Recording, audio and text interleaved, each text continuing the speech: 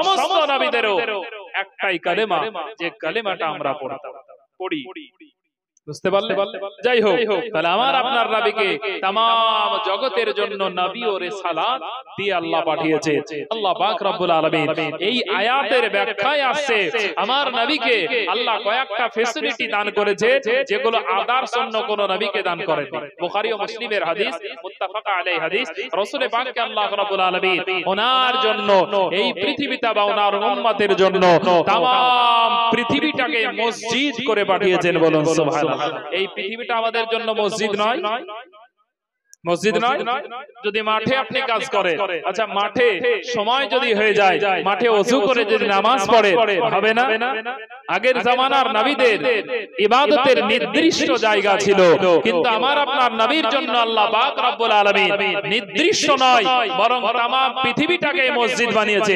তবে হ্যাঁ, বাড়িতে বসে থাকার পরে যদি আপনি বাড়িতে বসে টাইম কাটান, নামাজে না যান বা নামাজ বাড়িতে পড়ে নিলেন, জামাতে গেলেন না, নবী আমার বলেন সালাতুল জামাআতি সালাতুল ফজরি বি27 দারাজা, যে ব্যক্তি বাড়িতে নামাজ পড়বে মসজিদে পড়বে না, সেই ব্যক্তির আমল 27 গুণ কম হবে। আর যেই ব্যক্তি মসজিদে যাবে তার আমল, তার নেকি 27 গুণ বেশি হয়ে যাবে। বলুন সুবহানাল্লাহ। অপর হাদিসে আছে 25 গুণ হবে, অথবা 25 অথবা 27, যেটাই ধরুন না কেন, বাড়িতে নামাজ পড়ার চাইতে মসজিদে নামাজ আদায় করলে, ইমামের পিছনে জামাআত করে নামাজ আদায় করলে 25 অথবা 27 গুণ বেশি নেকি পাওয়া যায়। বলুন সুবহানাল্লাহ। তাহলে तमाम জগৎটাকে এক নাম্বার মসজিদ বানিয়েছে। দ্বিতীয় নাম্বার আল্লাহ পাক রব্বুল আলামিন আমার আপনার নবীর জন্য ফ্যাসিলিটি দিয়েছেন। আল্লাহ পাক রব্বুল আলামিন তিনি জানালেন এক মাসের দূরত্ব থেকে আমার আল্লাহ পাক রব্বুল আলামিন তার নবীকে সহযোগিতা দান করেছে। মানে নবী আবার এক মাসের রাস্তা বের হলেন যুদ্ধের জন্য, যার সংবাদ শুনে রোমের রাজা আপনার কিনা ময়দান ছেড়ে পালিয়ে গেল। এক মাসের দূরত্ব, 600 প্রায় 5 কিলোমিটার দূর, নবী আমার সবে বের হলেন মদিনা থেকে, শুনে পালিয়ে গিয়েছে। আল্লাহ বলছেন এক মাসের দূরত্ব থেকে রাসূল পাক বলছেন আমাকে আল্লাহ সহযোগিতা করেছে, নাম শুনেই ময়দান ছেড়ে পালিয়েছে রোমের রাজা। তাহলে 2 নাম্বার হলো। 3 নাম্বার আল্লাহ পাক রব্বুল আলামিন রাসূলের জন্য গনিমতের মাল, ওনার উম্মতের জন্য, সাহাবীয়ে কেরামের জন্য গনিমতের মালটা হালাল করেছে, হালাল করেছেন। তাই যুদ্ধের পরে যে মালগুলো পাওয়া যেত, সম্পদ যেগুলো, এগুলো সাহাবীয়ে কেরাম বেটে নিতেন, ভাগ করে নিতেন, তাই না? এটাকে বলা হয় গনিমতের মাল। তো এটাও আল্লাহ হালাল করেছেন। তাহলে 1 নাম্বার কি বললাম? 1 নাম্বার মনে নাই, ভুলে গেছে। তাম পৃথিবীটাকে মসজিদ বানিয়েছে। দ্বিতীয় নাম্বার আল্লাহ পাক রব্বুল আলামিন কি করেছে? হ্যাঁ, আলহামদুলিল্লাহ, এক মাসের দূরত্ব থেকে সহযোগিতা করেছে। 3 নাম্বার গনিমতের মালকে হালাল করেছে।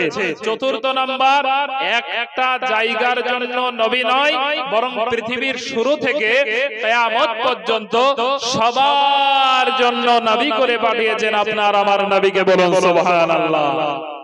সব নবীকে একটা একটা জামানায়, সময়ে, কালে নবী করেছিলেন, কিন্তু আমাদের নবীকে তিনি আদমেরও নবী ছিলেন, মুসারও নবী ছিলেন, ঈসা আলাইহিস সালামেরও নবী ছিলেন, এক কথায় সমস্ত নবীরও নবী তিনি ছিলেন। তাহলে 4 নাম্বার হয়ে গেল। 5 নাম্বার আল্লাহ পাক রব্বুল আলামিন আপনার আমার নবীকে শাফাআতের হকদার অর্থাৎ শাফাআতকারী বানিয়েছে। কিয়ামতের ময়দানে নবী আমার গুনাহগার উম্মতদেরকে, যারা ভালো কাজ করে, নামাজ পড়ে ইত্যাদি ভালো কাজ করার পরে অনেকের হয়তো গুনাহ ত্রুটি হয়ে যায়, যারা শিরকের গুনাহ করবে না, যারা শিরক করবে না, আল্লাহর সঙ্গে কাউকে শরীক করবে না, তারা বাদে আল্লাহ সবকে হয়তো ক্ষমা করব, ইচ্ছা করলে ক্ষমা করে দিবে। আর রাসূল যাকে ইচ্ছা করবেন তাদেরকে শাফাআত করে নিয়ে যাবেন।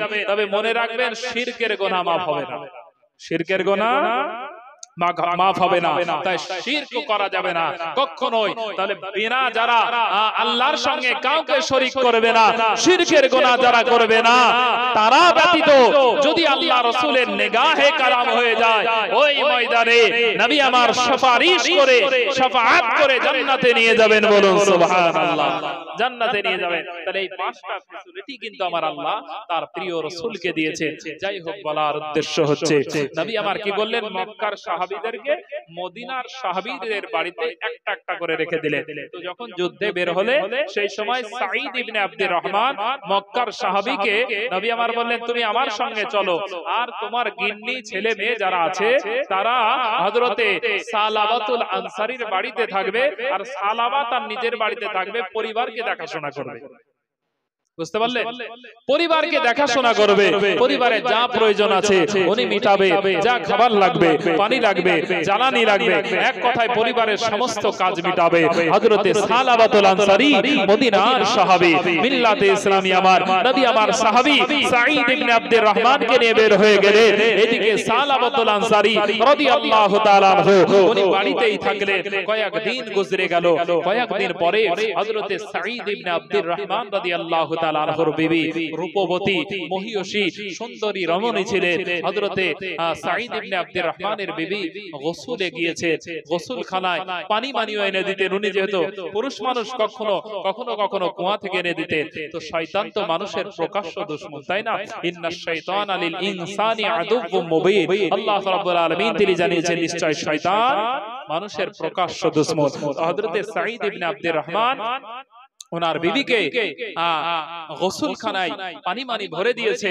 উনি যাওয়ার আগে মানে গোসলখানায় যাওয়ার আগে পানি মানি এনে দিতে, তো শয়তান এসে ওয়াসওয়াসা দিতে আরম্ভ করেছে। বলে, হে সালাবা, তুমি এত সুযোগ পাওয়ার পরে তুমি কেন সুযোগটা হাতছাড়া করে দাও? এত সুযোগ পাওয়ার পরে কেন হাতছাড়া করে দাও? তোমার এই সুবর্ণ সুযোগটা কাজে লাগিয়ে দাও। বলে, হে সালাবা, তুমি একবার তোমার মনের ইচ্ছাটা পূরণ করে নাও, তোমার মনের কামনাটা পূরণ করে নাও। সালাবাতুল আনসারী তিনি একজন নবী মুহাব্বতের সাহাবী ছিলেন, আল্লাহওয়ালা প্রেমিক সাহাবী ছিলেন, কিন্তু শয়তান বারবার সালাবা রাদিয়াল্লাহু তাআলা আনহুর নিকটে যাওয়ার পরে বলে, আরে সালাবা, তুমি তোমার মনের বাসনা কামনা পূরণ করে দাও, তুমি তোমার মনের ইচ্ছাটা পূরণ করে নাও।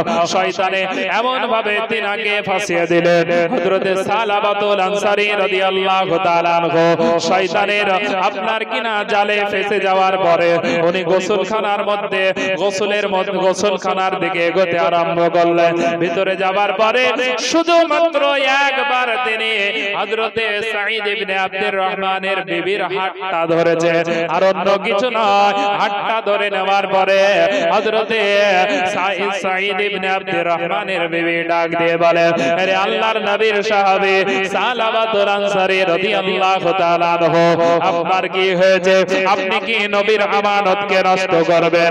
আপনি কি আল্লাহকে ভয় করেন না? আপনি কি কবরকে ভয় পান না?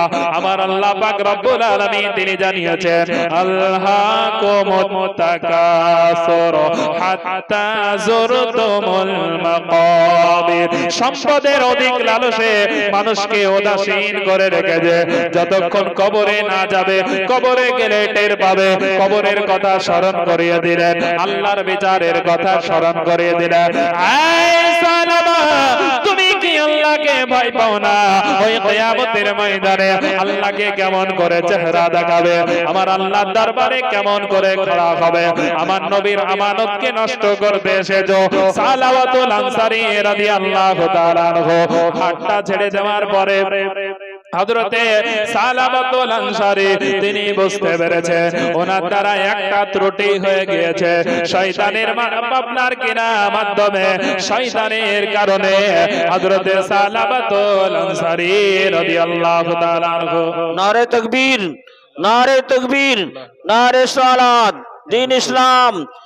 কারি মৌলানা মোহাম্মদ শাকির হোসেন চতুর্বেদী সাহেব, নারে তাকবীর, নারে সালাত, ইয়া রাসূলুল্লাহ সাল্লাল্লাহু আলাইহি ওয়াসাল্লাম। জয় হোক। আপনাদের সম্মুখে হযরত মাওলানা শাকির হোসেন চতুর্বেদী সাহেব এসে উপস্থিত হয়ে গিয়েছেন। ওনার মূল্যবান জবান থেকে আলোচনা শুনবেন।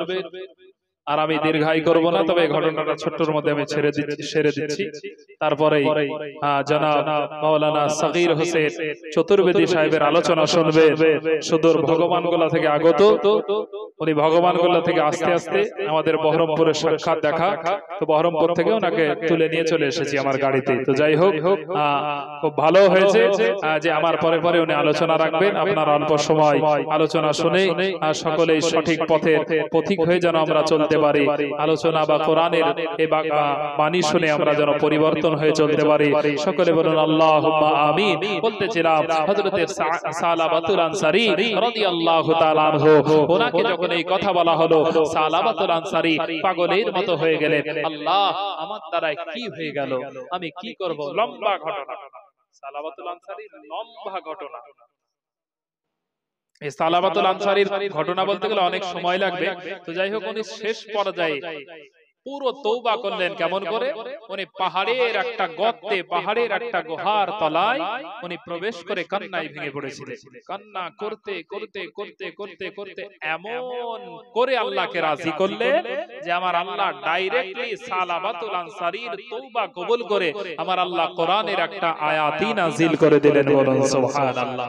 জিবরিল আলাইহিস সালামকে পাঠিয়ে দিলেন যে হে জিবরাইল, যাও, তুমি যাওয়ার পরে আমার হাবিবকে জানিয়ে দাও এই সালাবাকে সবাই বাড়ি থেকে ফিরিয়ে দিয়েছে। মানে উনি গিয়েছিলেন আবু বকর সিদ্দিকের বাড়িতে, ওমর ফারুক রাদিয়াল্লাহু তাআলা আনহুর বাড়িতে, হযরতে উসমান গনি, হযরতে আলী রিদওয়ানুল্লাহি তাআলা আলাইহিম আজমাইনদের বাড়িতে সবাই বের করে দিয়েছিল। যাও, তোমার ক্ষমা হবে কিনা সেটা আল্লাহ জানে, তবে আমাদের বাড়ি থেকে বেরিয়ে যাও। তুমি যেহেতু রাসূলের আমানতের খেয়ানত করেছো, তো তিনি যে আল্লাহর দরবারে কান্না করে করে করে আল্লাহকে রাজি করেছিলেন, তা আল্লাহ রাসূলের কাছে জিবরাইলকে পাঠালেন, জিবরাইল যাও, আমার হাবিবকে জানিয়ে দাও সালাবাতুল আনসারীকে ফিরিয়ে দিয়েছে আল্লাহ পাক, তার জীবনের সমস্ত লাগজিশ গুলোকে ক্ষমা করে দিয়েছে। বলুন সুবহানাল্লাহ। কোরআনের একটা আয়াত পাঠিয়ে দিয়েছে এই সালাবাতুল আনসারীকে আনার জন্য।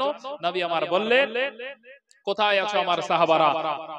যাও। হযরতে আবু বকর দাঁড়ালেন, হযরতে আলী দাঁড়ালেন, ওমর ফারুকও দাঁড়ালেন, কিন্তু নবী আমার বলছেন, কোথায় আছে আমার সালমান ফারসি, আমার বয়োজ্যেষ্ঠ সাহাবী?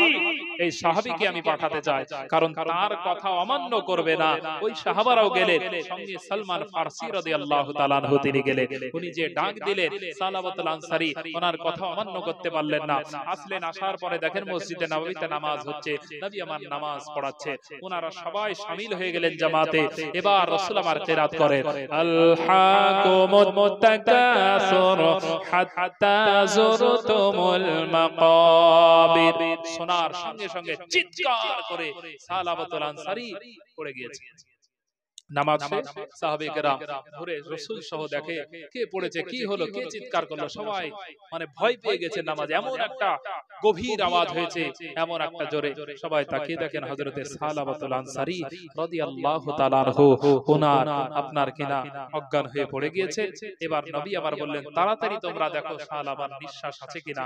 সাহাবায়ে কেরাম নাকের কাছে হাত দিয়ে দেখে, ওনার বুকের কাছে হাত দিয়ে দেখে, উনি চিরদিনের মতো বিদায় নিয়ে চলে গিয়েছেন। সকলে বলুন ইন্না লিল্লাহি ওয়া ইন্না ইলাইহি রাজিউন। এই সালাবাতুল আনসারী রাদিয়াল্লাহু তাআলা আনহু কবরের ভয়ে, আল্লাহর ভয়ে, আল্লাহ তার সাক্ষী দিয়ে দিলেন যে উনি জীবনের মতো গুনাহ maaf হয়ে গেছে, ওনার জান্নাতি সাহাবী।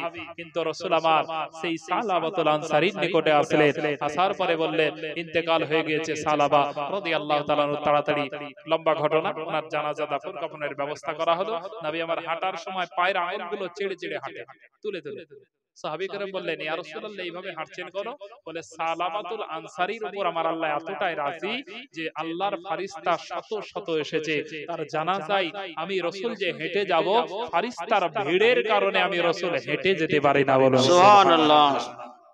দেখো, একটা ওনার লাগজিশ হয়েছিল ওনার মাধ্যমে, এটার দ্বারা শিক্ষা নেবে। হয়তো অনেকে নেগেটিভ নাই যে সাহাবীর মাধ্যমে এই কাজ হতে গিয়েছিল, এই কথা খবরদার বলবেন না। এটা দিয়ে আল্লাহ শিক্ষা দিয়েছেন আমাদেরকে। এটার মাধ্যমে একটা কোন জিনিস ঘটিয়ে নিলেন আল্লাহ, তার মাধ্যমে আমাদেরকে শিক্ষা দিলেন। সামান্য একটা জিনিসের জন্য সালাবা এত কান্না করেছিলেন যে ডাইরেক্ট আল্লাহ পর্যন্ত তার কান্নার কারণে মজে গিয়েছিলেন। আল্লাহ সেই সালাবার কান্নাতে আমার আল্লাহ পছন্দ করে তাকে maaf করেছিলেন চোখের কান্নার পানির কারণে। তো যাই হোক, আমরা গুনাহগার, শত শত গুনাহ করে ফেলি, তারপরে একবার আল্লাহর দরবারে কান্না করি না। নামাজ পড়বে, রাত্রি জাগরণ করে তাহাজ্জুদ পড়ারও চেষ্টা করবে, আল্লাহর দরবারে কান্না করবেন। যাদের সন্তান হয় না, সন্তানের জন্য, যাদের আপনার দুনিয়াতে মেয়েদের বিয়ে হয় না, মেয়ের জন্য গভীর রাত্রে কান্না করলে অবশ্যই আল্লাহ সমস্ত দোয়াকে কবুল করবেন। আর আমি এগিয়ে যাব না, এখান থেকে ইতি করছি। আমি যে আয়াতে মুবারাকা তিলাওয়াত করেছিলাম, আল্লাহ পাক রব্বুল আলামিন সূরা জুমারের 53 নম্বর আয়াতে বলেন, কুল ইয়া ইবাদিয়াল্লাযীনা আসরাফু আলা আনফুসিহিম লা তাকনাতু মির রাহমাতিল্লাহ ইন্নাল্লাহা ইয়াগফিরুয যুনুবা জামিআ ইন্নাহু হুয়াল গফুরুর রহিম। এই আয়াতকে সামনে রেখে দু চার কথা আলোচনা করেছি। বলা ভাষার মাধ্যমে ত্রুটি হয়ে থাকলে আল্লাহ পাক আমাদের সকলকে ক্ষমা করুক। সকলে বলুন আল্লাহুম্মা আমিন।